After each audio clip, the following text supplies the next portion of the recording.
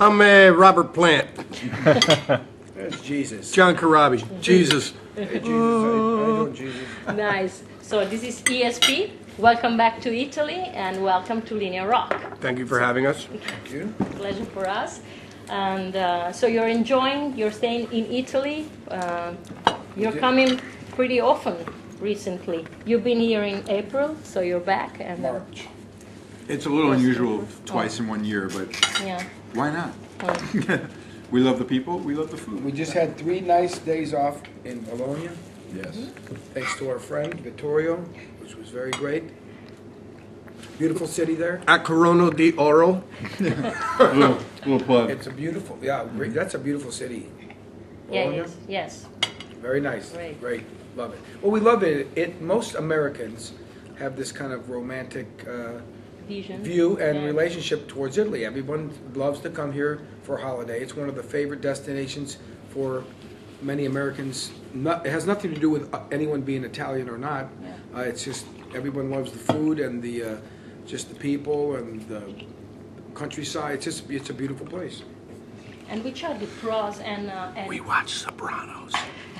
okay. And the Italian food sucks in America. So which are for you the pros and cons of doing such, unplugged and in a certain sense low-key tour with small gigs? Is that something that you still enjoy, or why this choice?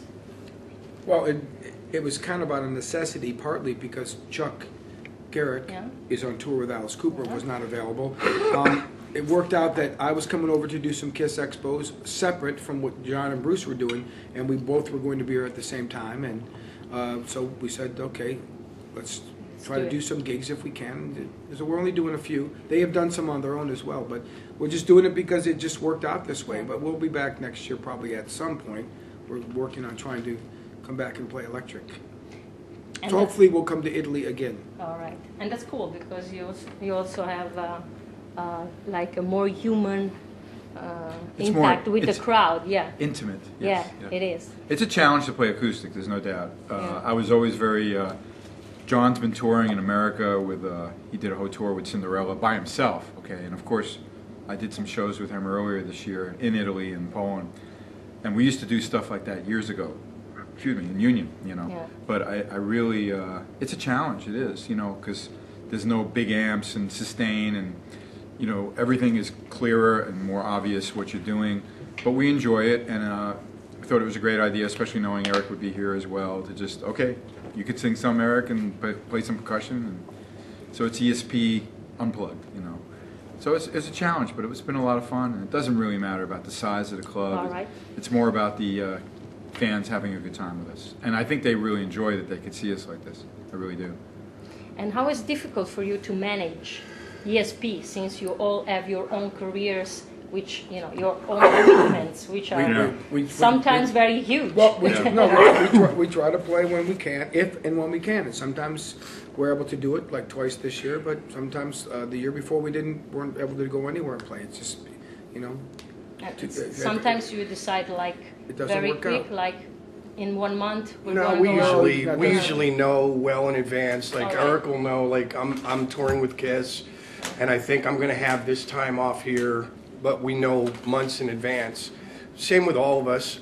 So we just, he has time off, and when we go, okay, the Bruce got the same time off, and then Chuck and myself, and we put it together, and then we just block our calendars out for that. So It's not easy to do, to be honest with you. Yeah. It's a little challenging because it's not like you got 4 people sitting around waiting to just go and play together. You have 4 people that kind of are on the individual paths, and when it's possible, we try to make it work. And we've been able to do it, like I said, Just about every year, So we've been pretty lucky about it.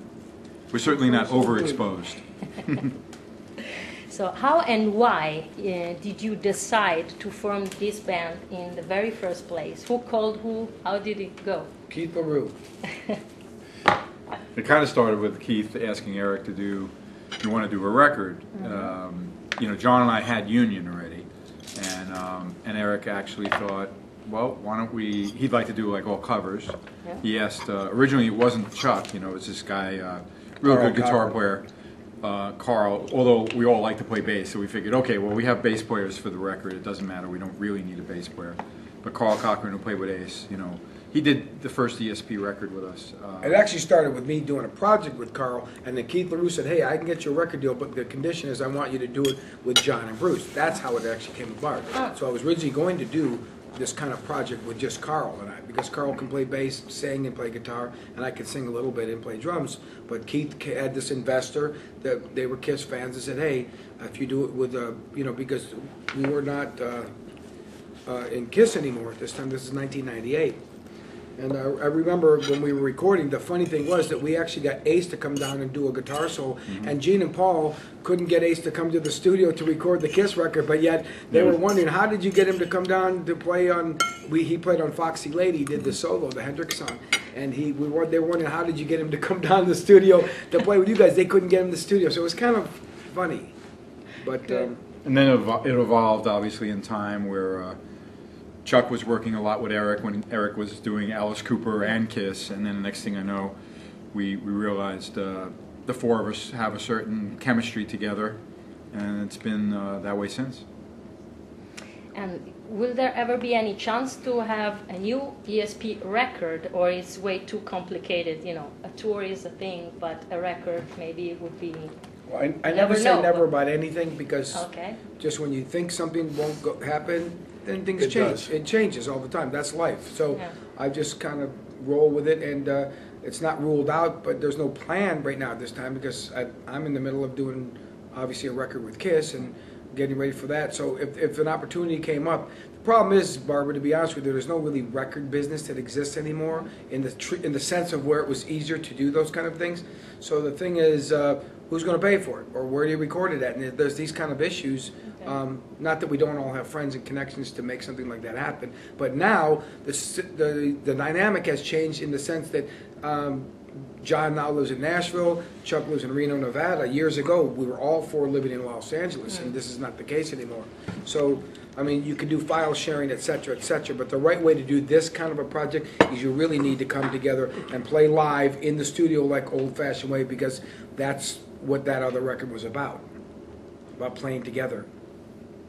So you all had previous experiences together, Eric and Bruce in Kiss, John and Bruce in Union. So and John and I hanging around at his wife's hair salon. Okay. I was there too back then, back in the day. Joey's there, you didn't know him though, did you? No, I didn't know John. I didn't know you either yet. But I knew she was Valerie Karabi, you know. Yeah. You used to go to that place? Yeah.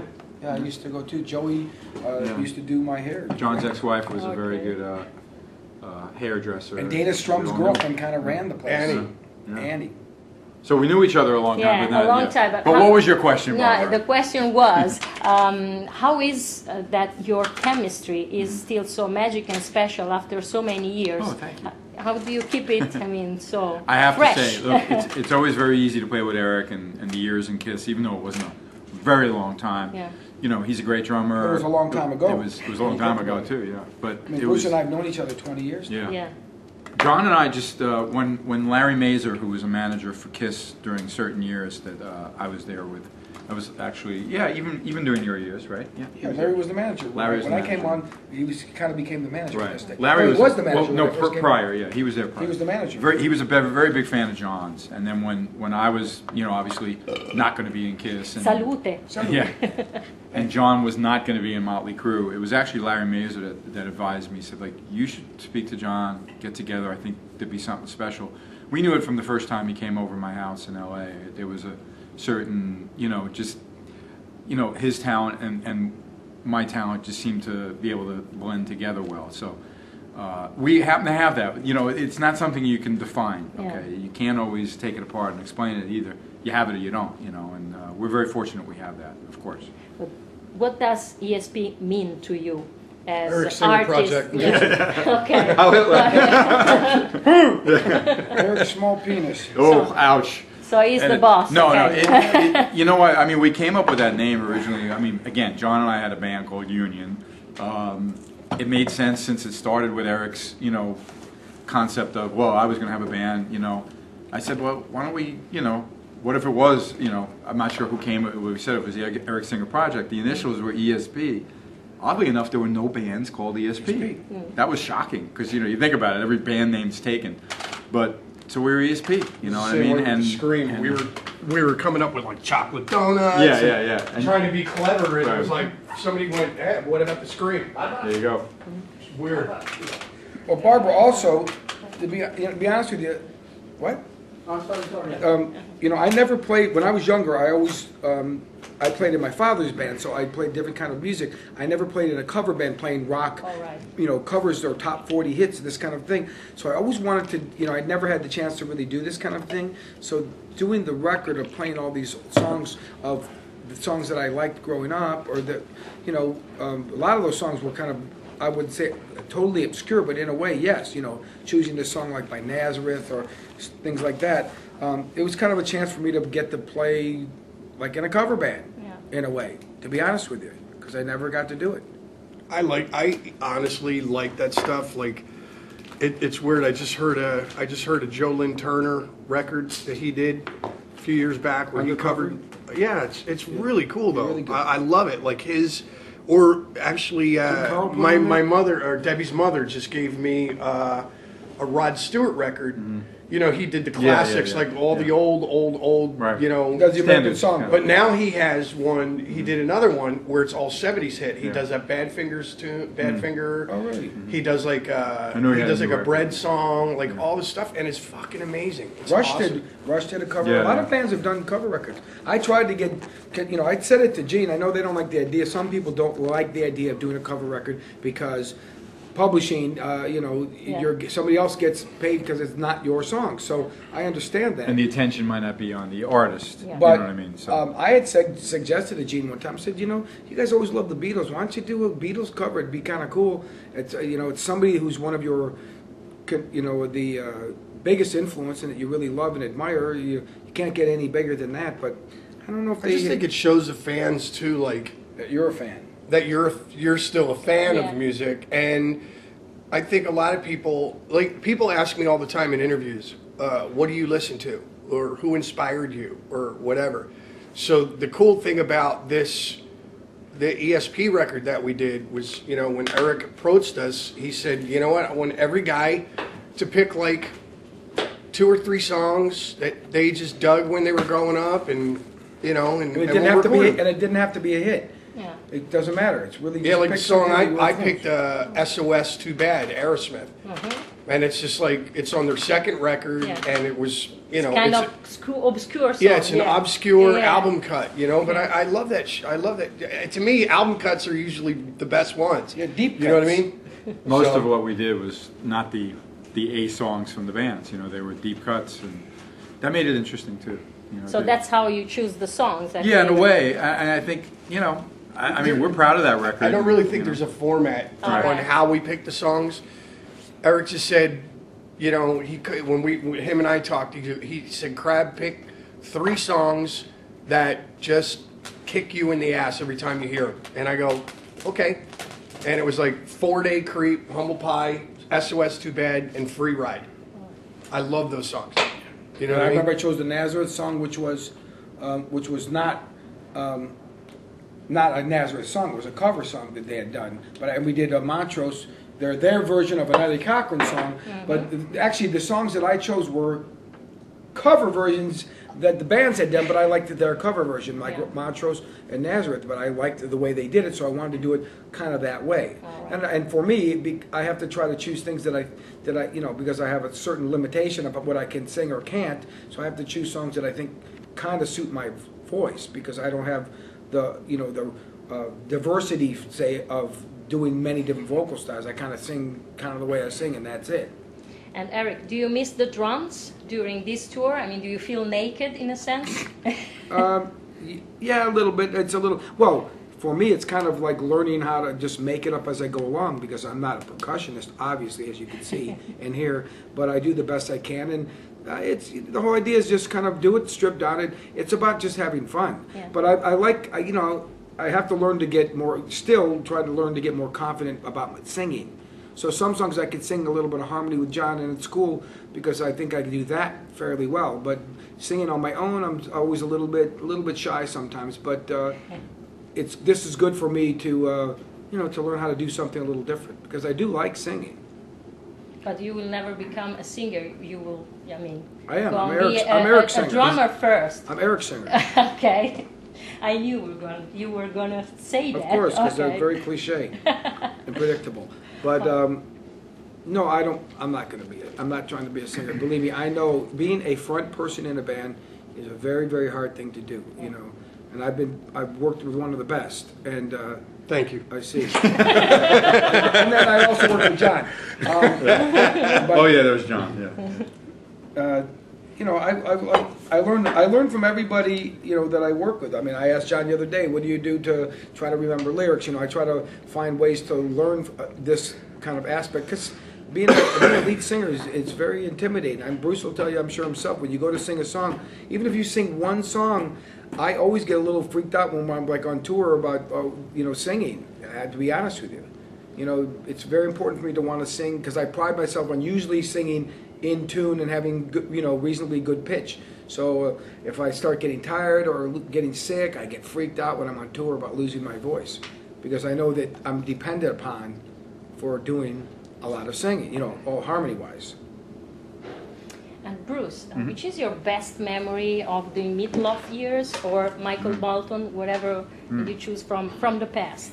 I think his favorite year was playing with his brother in Helsinki, Finland, a week ago. Yeah, 2 weeks ago. I'm sorry. Well, to be honest, with Meatloaf, and that was a long year of touring. I mean, he just broke and we went everywhere.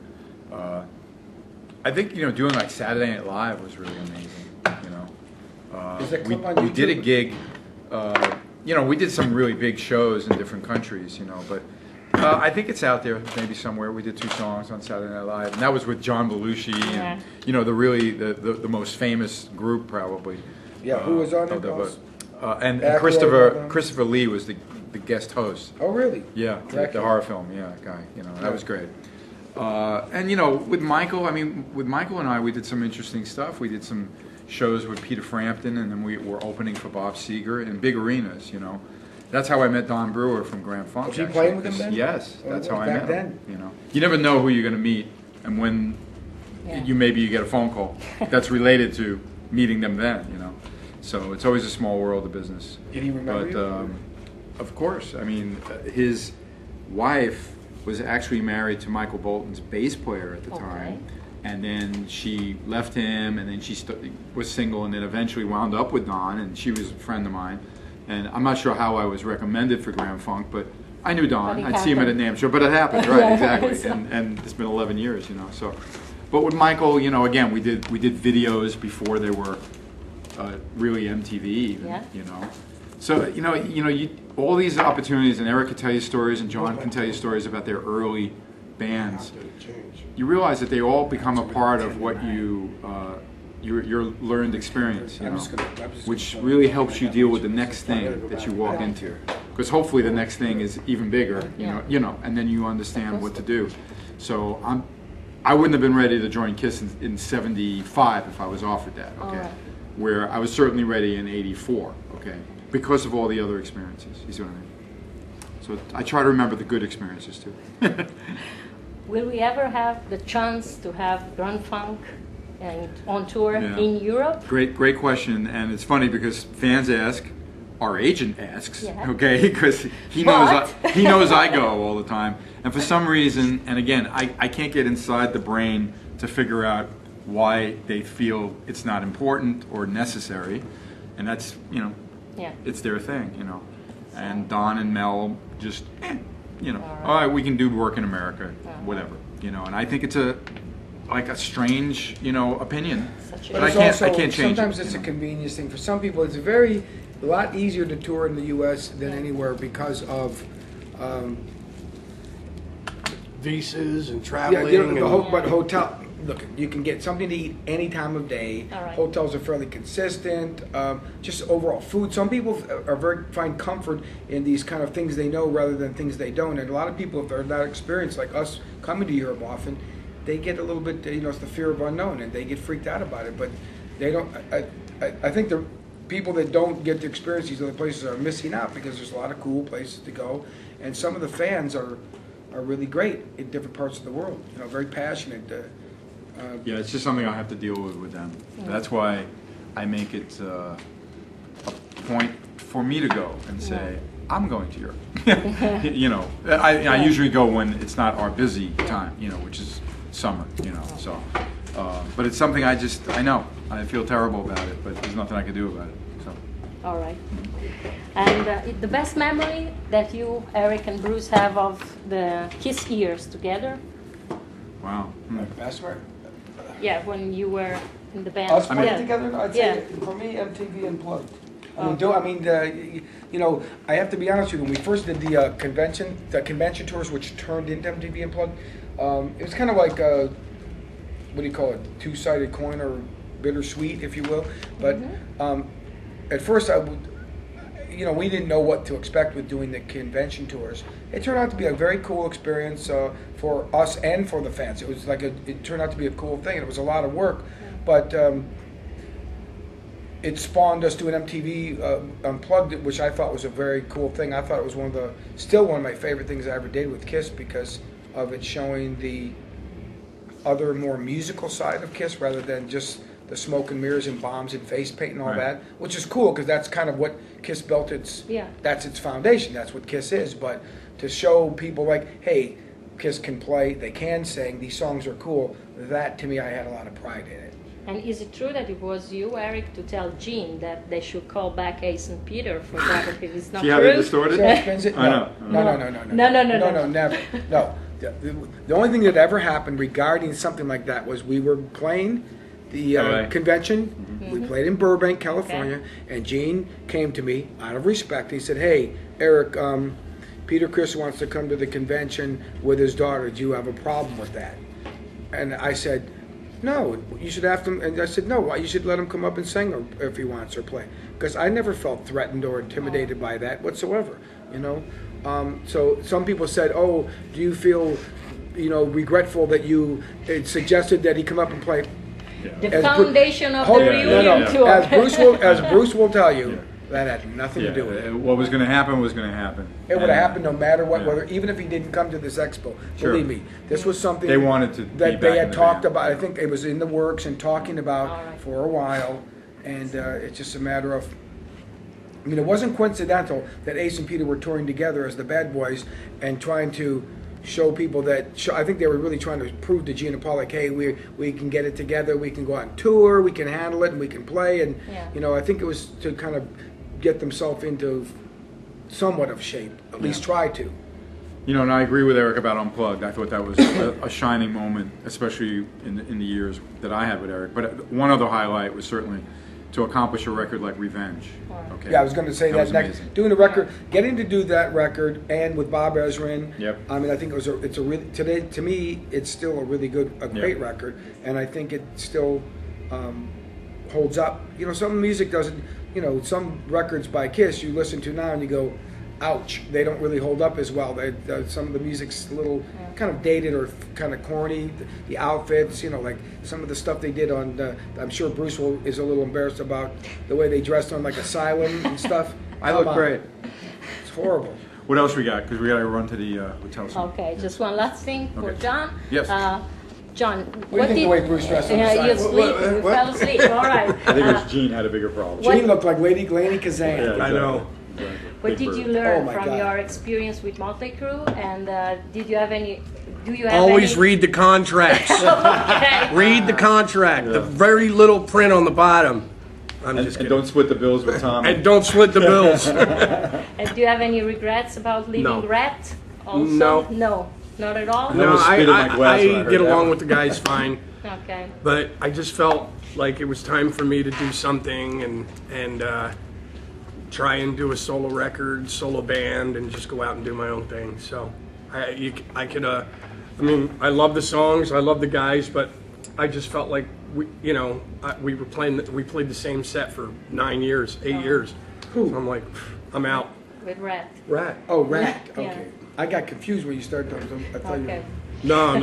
Rat. Rat. We just Yeah, you can only do Way Cool Jr. so many times. Yeah, but also John's a lead singer, and being just, a lot of people used to say that our musician friends would be like, why is John playing rhythm guitar and Rat, and no offense to whoever was singing, but a lot of people made the comment like, you know, why are you in a band? Why is he in this band? And he's like, can sing the way he sings, and he's just playing rhythm guitar. It seemed a little odd to a lot of us musicians. You know, it was a no-brainer though. It was for me. Gig's a gig. No hassle. I didn't have to worry about ticket sales, T-shirt sales. I just showed up. I played guitar. I had a Guinness and a cigarette. Got my check on Friday, and I went home. All right. And look where he ended up. What's next for you guys Sitting now? here I with mean, we know Eric is in the studio with Kiss, but what about you, John? I just finished up an acoustic record. All right. It's just John Corabi Unplugged. Okay. And Actually, we're there's playing 6 one of the songs tonight, right? Yeah, playing a couple of them actually. All right. There's 6 old songs that I stripped down, and then 6 or 7 new songs. And Bruce actually played guitar on a couple of the tracks as well, so it's cool. And for you, Bruce, what's next? Well, obviously more of the same. I have work with Grand Funk throughout the year that will keep getting booked, and I have a couple of things with the Fantasy Camp coming up. I enjoy that. You know, Rock and Roll Fantasy Camp, and obviously I'm still hoping that ESP can do some gigs next year, South America or Europe. I'd like to do another, you know, solo record or be involved with preparing it at least. Hopefully some more sessions. More of the same. It's an exciting. You never know what call you're gonna get. You know, in January I'll jam at a NAMM jam, which has to do with the NAMM show with Uli John Roth and Richie Kotzkin and Tony McPalfine. It's in West Hollywood, but still, the NAMM show I'm looking forward to. So I'm always a busy boy. All right. Yes. So thanks so much, ESP. You're welcome. By the way, the record comes out in February on Universal Records. Thank you. Okay. So you've been to dinner with ESP, so now it's Yes. time to go for the show. And thank you so much, guys. Thank you.